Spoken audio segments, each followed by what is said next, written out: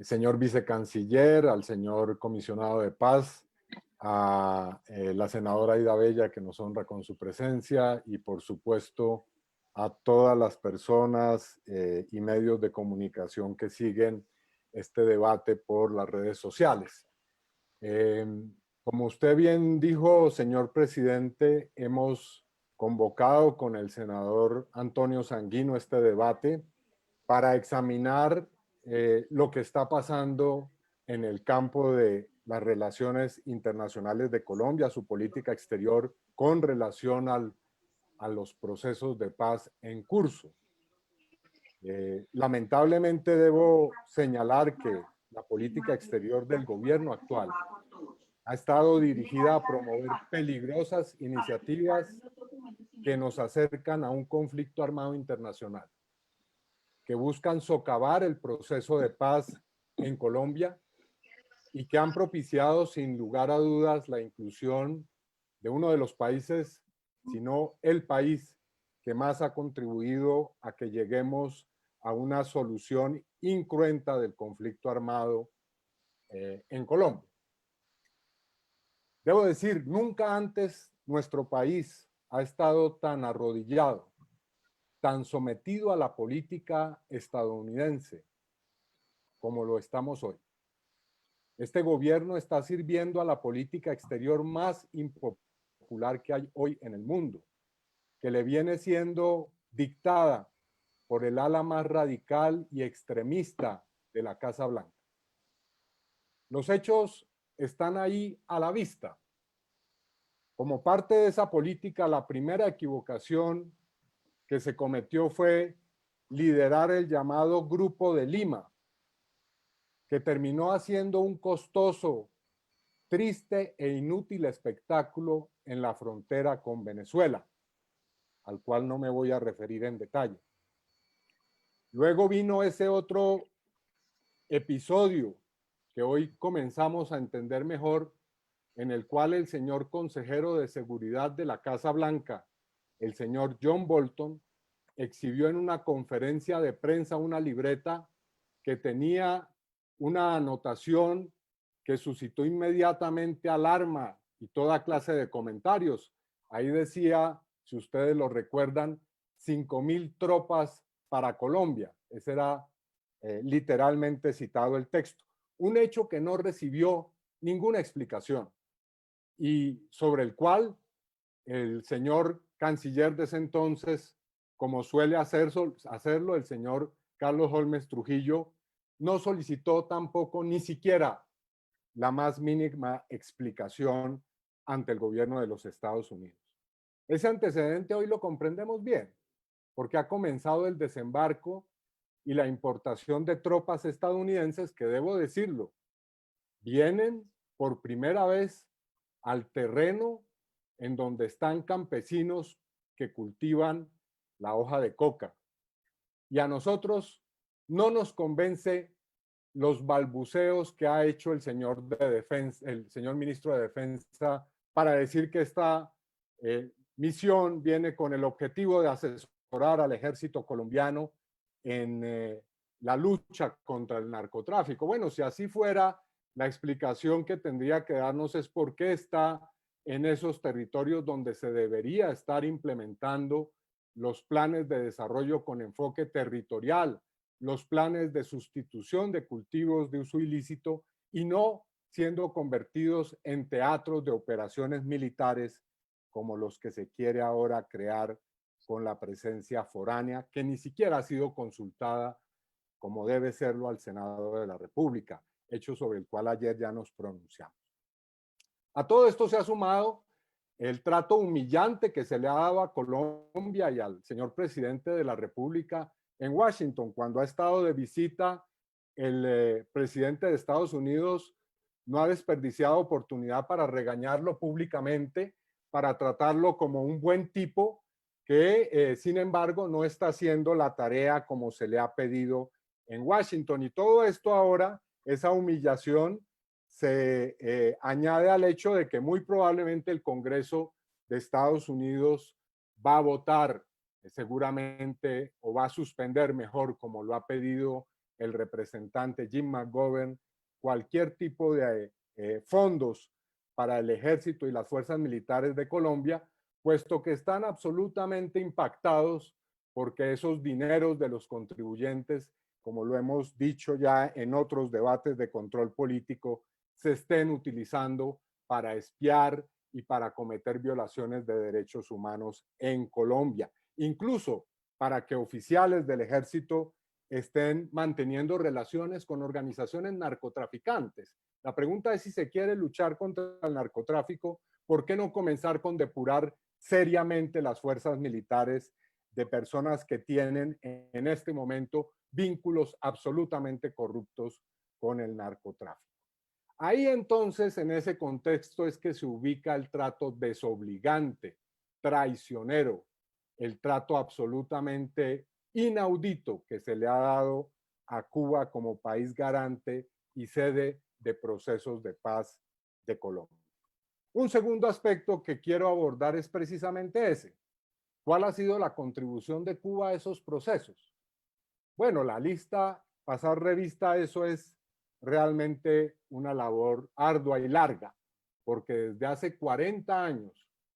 el Estado y el pueblo de Cuba viene contribuyendo a procesos de paz en Colombia. Yo quiero recordar que el impasse y la grave crisis que surgió a partir del asalto del M-19 a la Embajada de República Dominicana se pudo resolver con la mediación del gobierno de Cuba hace ya 40 años, en 1980, que a ese proceso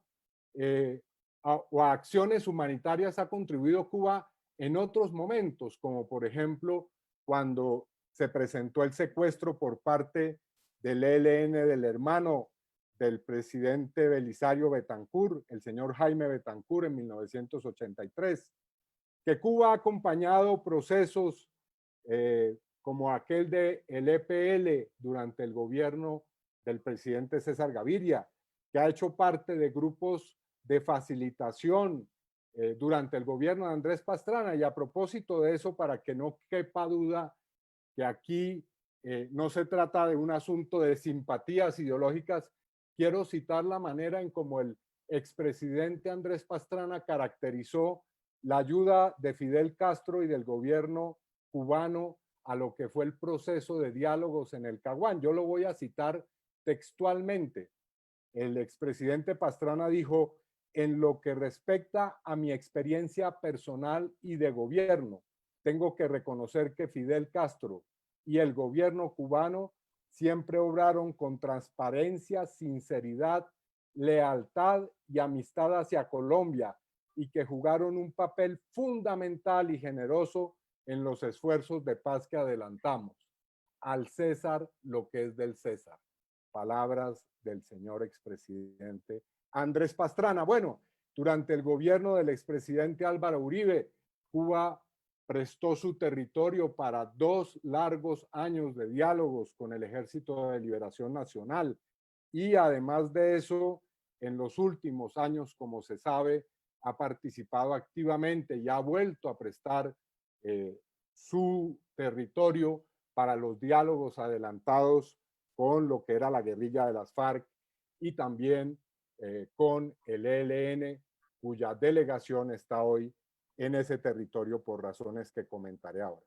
Cuba no solamente ha estado al servicio de esos procesos, sino que también ha participado en procesos de paz en Angola, en El Salvador, en Nicaragua, y ha hecho acciones diplomáticas y de carácter humanitario en muchos otros contextos que sería muy largo aquí detallar. Y para que no quepa duda de su posición frente a las acciones terroristas, yo quiero recordar lo dicho ayer en la declaración que expidió el Ministerio de Relaciones Exteriores, recordando cómo se pronunció el gobierno de Cuba con relación al atentado criminal perpetrado en la Escuela de Cadetes de Policía de Bogotá por parte del ELN el 17 de enero de 2019. Cito la declaración: tras el atentado en la Escuela de Cadetes de Policía de Bogotá, el presidente de la República de Cuba y el ministro de Relaciones Exteriores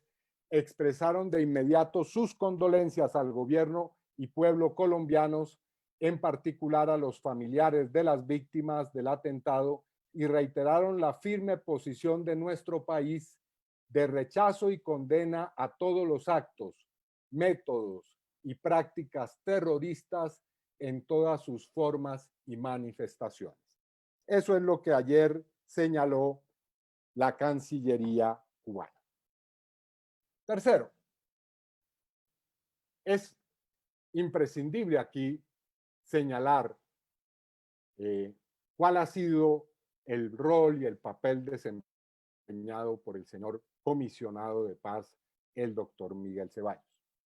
El cargo que él desempeña es vital para un país que, como el nuestro, ha padecido un conflicto armado de décadas. Su función esencial es dirigir esfuerzos, crear condiciones que posibiliten llevar a cabo todo tipo de diálogos, acciones humanitarias, acciones de todo orden que contribuyan a ponerle punto final a ese conflicto, a sellar acuerdos de paz y a implementarlos de manera rigurosa, responsable y eficaz. La esencia de esta responsabilidad, sin embargo, como lo he sostenido ya en otros contextos, ha sido desvirtuada por el actual encargado de esta importante labor. Durante el tiempo que él lleva en la oficina del alto comisionado, los esfuerzos han estado dirigidos no a todos estos asuntos que comento, sino a intentar minar todos los pilares esenciales de cualquier política de paz presente o futura del país. No ha escatimado ninguna clase de energías, hay que reconocérselo, en eludir con pretextos y sesgadas interpretaciones legales la implementación del acuerdo de paz al que llegó el gobierno colombiano con las FARC. Ha desconocido los valiosos acuerdos parciales a los que se llegó después de arduas negociaciones con el Ejército de Liberación Nacional, comenzando por la agenda pactada. Ha burlado los acuerdos con los países garantes, que son la base de la confianza internacional con la que Colombia puede construir una situación regional e internacional favorable para los procesos de paz. Ha asumido con franco desdén la Secretaría Técnica de la Comisión Nacional de Garantías de Seguridad, que tiene la tarea fundamental de proteger la vida de los líderes sociales y excombatientes. Ha atentado contra el fundamento de la política de paz, que es la construcción de la confianza y del cumplimiento escrupuloso de la palabra del Estado, y ha construido toda clase de argumentos falaces para darle apariencia de legalidad y de legitimidad al incumplimiento de los compromisos con la comunidad internacional. Sus actuaciones han terminado por destruir la confianza de instancias oficiales y de organizaciones de la sociedad civil que, hay que decirlo, prefieren tratar los asuntos relacionados con la política de paz con otros funcionarios del gobierno, pues perciben al actual comisionado como una persona que trabaja no para la paz del país, sino más bien para frustrar cualquier clase de posibilidad en este campo. Bueno, esas aseveraciones, por supuesto, están relacionadas con hechos que paso a comentar detalladamente. En primer lugar, tengo que hacer referencia a lo que el comisionado ha llamado desabanizar la paz. Desde antes de asumir el cargo, hay que recordarlo, en una columna de opinión, el actual comisionado de paz, recién elegido, el presidente de Estados Unidos, Donald Trump, hizo la siguiente consideración. Por lo dicho en el artículo, en varias entrevistas ofrecidas por personas cercanas a Trump, se avisora que los expresidentes Andrés Pastrana y Álvaro Uribe, quienes cuentan con alta credibilidad dentro del círculo más cercano a Michael Pence, quien es hoy el vicepresidente de Estados Unidos, serán importantes referentes en el diseño de la nueva política exterior de Estados Unidos en la región. En el nuevo escenario es inevitable reevaluar el papel de Cuba para que no termine convirtiéndose en un obstáculo en la construcción de acuerdos de paz. Entonces se pregunta el señor comisionado, el hoy comisionado Miguel Ceballos, ¿llegó la hora de desabanizar la paz? Segundo hecho que comento. Desde el comienzo del nuevo gobierno, 7 de agosto de 2018, se reconoció a Cuba como garante de los procesos de paz en curso. Como lo señala la declaración que en el día de ayer expidió el Ministerio de Relaciones Exteriores de Cuba, desde el 8 de agosto de 2018, el doctor Ceballos y otros funcionarios mantuvieron diálogos con Cuba y con la propia delegación del Ejército de Liberación Nacional con el propósito de avanzar en ese proceso que se estaba dando en la isla. Tercer hecho. No obstante, desde muy temprano, el comisionado Ceballos comenzó a desconocer públicamente esos contactos y los compromisos adquiridos. Como se debe recordar, el ex senador del Centro Democrático, Eber Bustamante, con autorización del gobierno nacional, fue a Cuba en 2 oportunidades a finales del año 2018 para entrevistarse con la delegación del Ejército de Liberación Nacional. Pero el comisionado Ceballos, cuando estos hechos se hicieron públicos por medios de comunicación, negó públicamente haber autorizado esos viajes e incluso amenazó con solicitar que fuera investigado su propio emisario. Cuarto hecho. Mediante contactos diplomáticos en septiembre de 2018, se estableció el compromiso de suspender la orden de captura de o contra Nicolás Rodríguez Bautista, jefe del Ejército de Liberación Nacional, que por razones de tratamiento médico estaba en la ciudad de La Habana desde antes de la llegada a la Casa de Nariño del actual presidente de la República. Se pidió y se solicitó que esa orden fuera suspendida y el gobierno, a través del doctor Ceballos, ofreció esa posibilidad siempre y cuando la guerrilla del ELN aceptara integrarlo a su delegación en La Habana, como en efecto ocurrió en los días subsiguientes a esta petición. El doctor Ceballos, desconociendo el compromiso adquirido, afirmó que no se reconocía al jefe del Ejército de Liberación Nacional como parte de esa delegación y en cambio protestó por el hecho de que se hubiera hecho público el compromiso que él anunció en privado, aduciendo que era un irrespeto al principio de confidencialidad que debe regir los diálogos en cualquier circunstancia. Al comisionado evidentemente no le agrada que se conozca el incumplimiento de la palabra que empeña en distintos escenarios. Quinto hecho, el desconocimiento de los acuerdos a los que se había llegado en los años en los cuales comenzó el proceso de exploración y de diálogos con el Ejército de Liberación Nacional. Como se sabe, entre 2014 y 2017, delegaciones del gobierno y del ELN llegaron a un conjunto de acuerdos entre los que están los siguientes. Acuerdos de carácter parcial. En primer lugar, la agenda temática pactada. Por primera vez en la historia de diálogos con el ELN, que han sido muchos, hay que decirlo, se llegó a la posibilidad de una agenda. En ese mismo proceso se llegó a acuerdos de carácter humanitario para departamentos del país como Chocó, como Nariño, como Arauca. Se comenzó a desarrollar el primer punto de la agenda que gira en torno al asunto de la participación social y además se establecieron una serie de protocolos de carácter humanitario y de procedimiento que sirvieron para avanzar en los diálogos. Pues bien, a pesar de que formulamos reiteradas solicitudes al gobierno y al señor comisionado, se negaron o se negó la posibilidad de depositar estos valiosos avances en organismos internacionales con el propósito absolutamente práctico y sensato de que si se retoma un proceso de diálogos con el ELN, no se tenga que invertir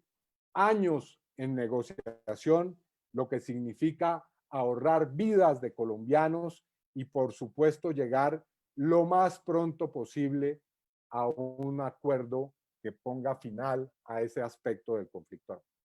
Sexto hecho, el incumplimiento del protocolo de ruptura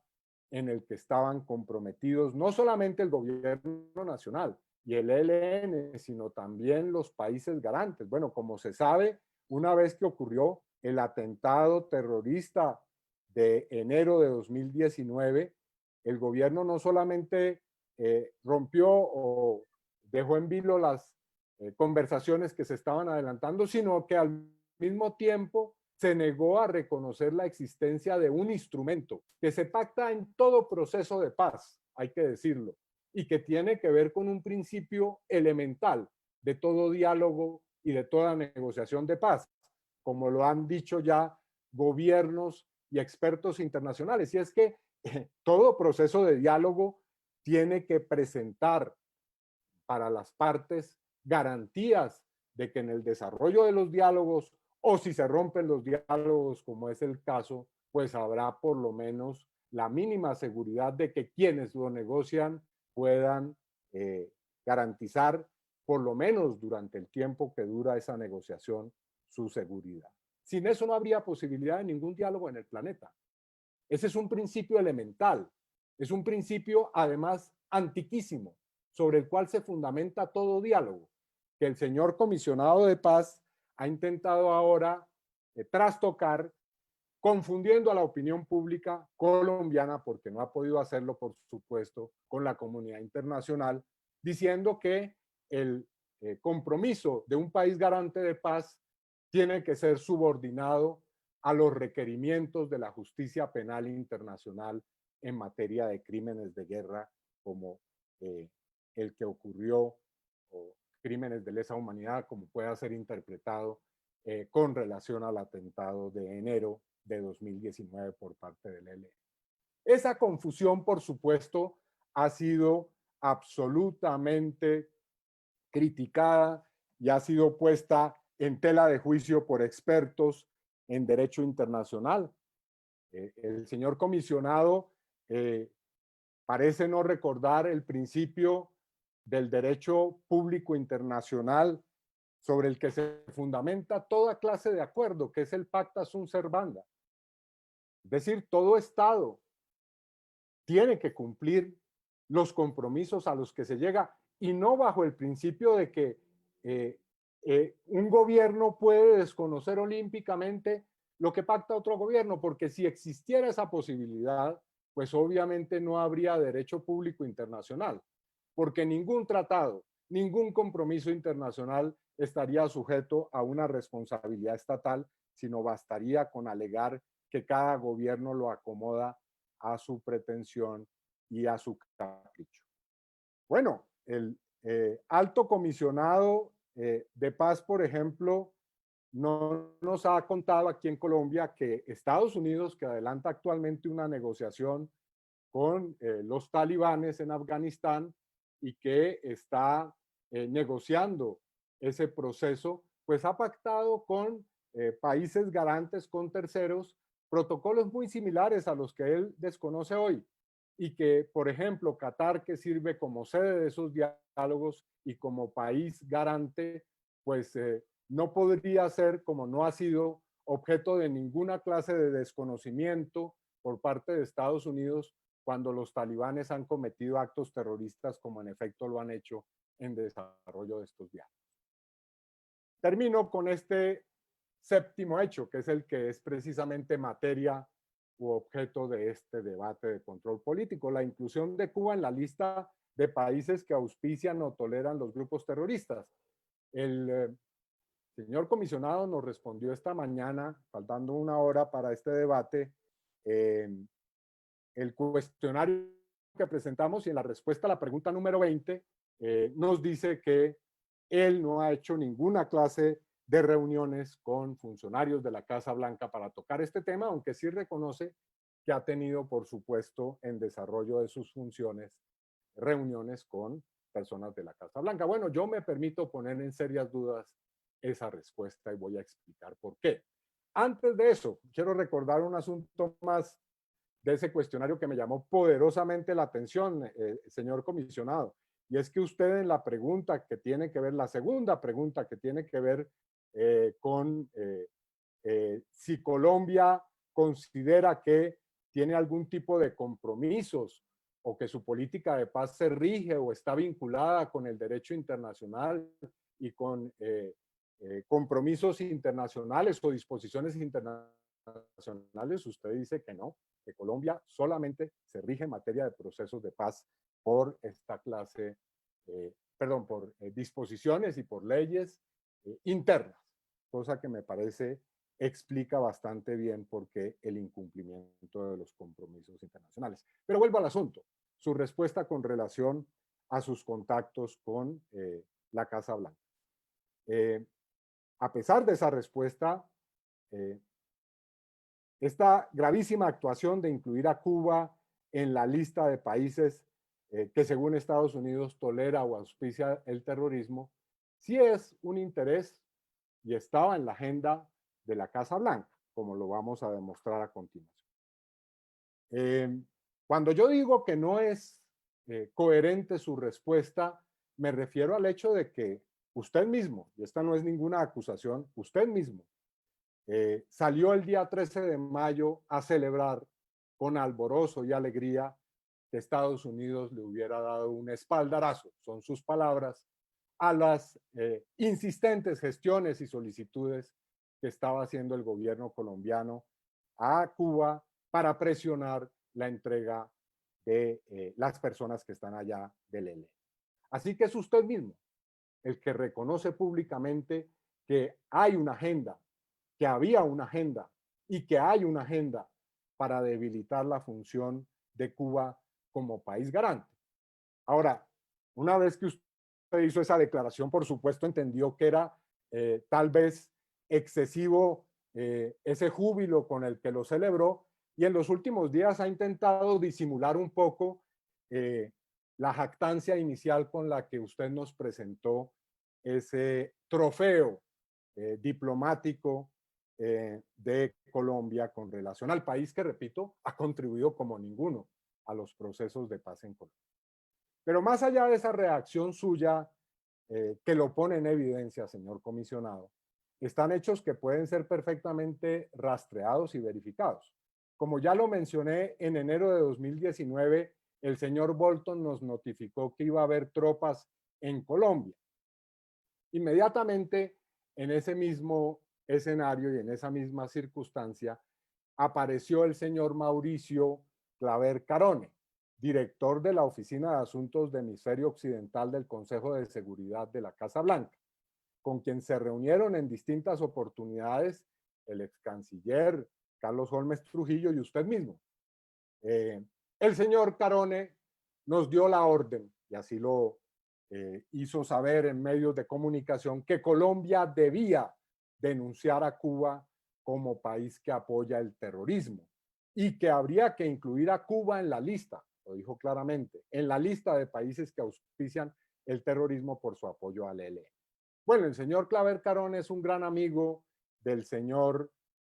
senador Marco Rubio,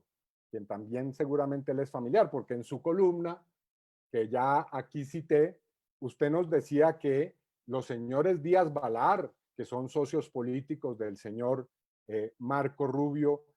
debían ser referentes de la política colombiana en Estados Unidos. Y para entender bien cómo funcionan las cosas en Washington, presidente, le voy a pedir que me otorgue 2 minutos para terminar porque se me está agotando el tiempo. Continúe, senador Cepeda. Tiene Pero para... si 3 minutos, no me extenderé más. Bueno, para entender cómo funcionan las cosas en Washington, yo quiero aquí recordar una conversación que fue grabada entre el señor embajador Francisco Santos y la actual canciller, la doctora Claudia Blum, en la que el señor Francisco Santos le explicaba a la nueva canciller que para tener ingreso en Washington hoy a la gran política, pues ya el Departamento de Estado no cuenta y que con quien hay que hacer las cosas es con el señor Claver Carone. Y lo cito textualmente, él es cubano, muy amigo de Marco Rubio, con el que hemos estado trabajando todo, con el que hemos estado trabajando. Así que no nos venga a decir, señor comisionado, por favor, que no hay una política y una agenda en esta materia. Cuando usted mismo lo señalaba, hay que desabanizar el proceso de paz. Esa era su agenda, esa ha sido su agenda y hay que reconocérselo. La ha estado cumpliendo de una manera absolutamente escrupulosa y rigurosa con resultados que son fehacientes. En síntesis, a la sumisión de nuestra política exterior,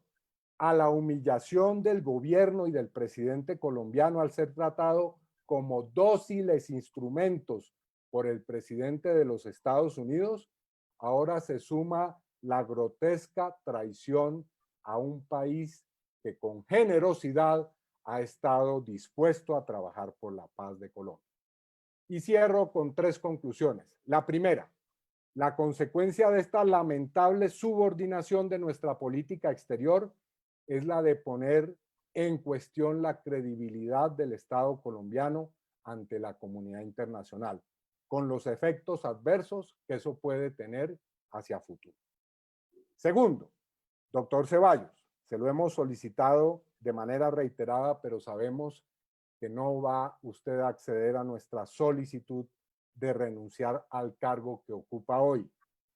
Pero bueno, dada que esa es la circunstancia, yo quiero señalar que en el día de hoy, con mi colega el senador Antonio Sanguino, vamos a entablar en contra suya una queja disciplinaria por violar la Constitución, lesionar el derecho a la paz de los colombianos, incumplir la implementación del acuerdo de paz y actuar con probada mala fe en cada una de las responsabilidades que le corresponden en su cargo. En tercer lugar, y con esto cierro, el gobierno colombiano ha generado un pésimo precedente en el campo del derecho internacional y de la construcción de paz en el mundo. Lamentablemente ese es solo un aspecto de su catastrófica política exterior. Se ha puesto del lado de la peor y más nociva política de relaciones internacionales. Ha roto todas las tradiciones que a pesar de su habitual comportamiento le permitían mantener alguna apariencia de independencia, como por ejemplo votar o no votar mejor el bloqueo criminal o en contra del bloqueo criminal que mantiene Estados Unidos desde hace décadas contra el pueblo de Cuba. Hoy Colombia, debo decirlo con tristeza, está al lado de las fuerzas antidemocráticas y totalitarias del espectro internacional, al lado del gobierno de Donald Trump y de Jair Bolsonaro. Esa vergüenza debe terminar. Muchas gracias, señor presidente. Con mucho gusto.